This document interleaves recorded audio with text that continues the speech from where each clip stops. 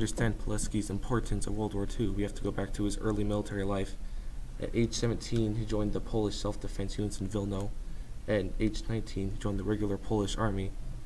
And at age 20, he joined the 211th Oland Regiment, where he fought in the Battle of Warsaw, the Rudniki Forest Battle, and the liberation of Wilno.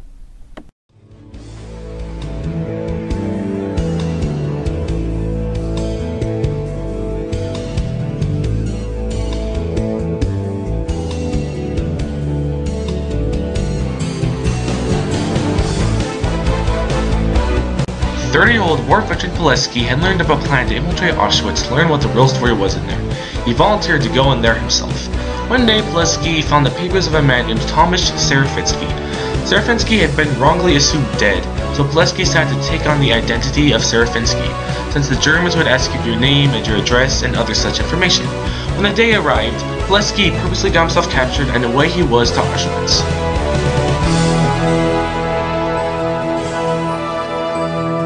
Together with 100 other people, I at least reached the bathroom. Here he gave everything away into bags to which respective numbers were tied. Here our hair of head and body were cut off and we were slightly sprinkled by cold water. I got a blow in my jaw with a heavy rod. I spat out my 2 teeth. Bleeding began. From that moment on we became numbers. I wore the number 4859. Once Pilecki learned about the horrors that were going down in concentration camps, he got right to work. Keep in mind this was before the Allies knew what was happening in the camps. Pilecki would send out reports with escaped prisoners, and he would sometimes slip messages to dirty laundry. The laundry would be taken to town and later taken by spies to the Polish government in exile. Pilecki also started a resistance group within Auschwitz called the Union of Military Organization, or as it's known by its Polish acronym ZOW. Even though the Allies knew about concentration camps very early, they did nothing about them. Once Pilecki realized this, he decided it was time to get out of Auschwitz. Before he left the responsibility of ZOW to other leaders. On April 26, 1942, the Monday after Easter, Pilecki and 2 other inmates were assigned to work in the bakery, which just so happened to be outside camp grounds. Later that night, the 3 men took their chance to escape. When the SS guard who was assigned there got distracted, the men cut a telephone wire and forced their way through a poorly secured back door, and ran like the wind.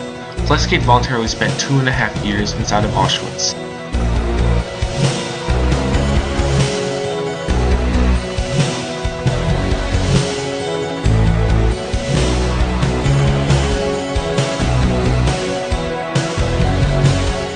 With the beginning of the Warsaw Uprising on August 1st, 1944, Pilecki found himself right in the middle of everything.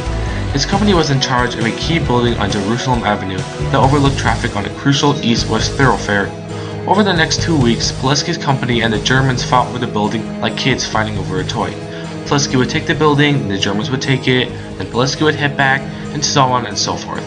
With the defeat of the Warsaw Uprising on October 5th, Pilecki had no choice but to surrender. He was taken to Murnau, Germany, and remained there as a prisoner of war until the war was over.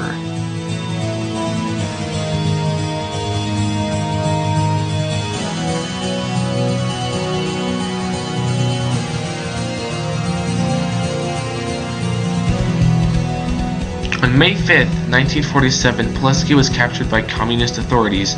He was tortured and interrogated.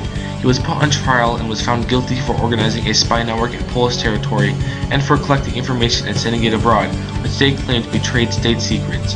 Pilecki was given 3 death sentences, and on May 25th, 1948, Captain Witold Pilecki was executed at the Mokotovo prison in Warsaw. Pilecki's exact burial site is unknown. He's believed to be either buried in a meadow next to the Sluzowiec Cemetery or in an area of the Powiecki military cemetery in Warsaw called the Meadow, in a mass grave dug specifically for executed Polish soldiers.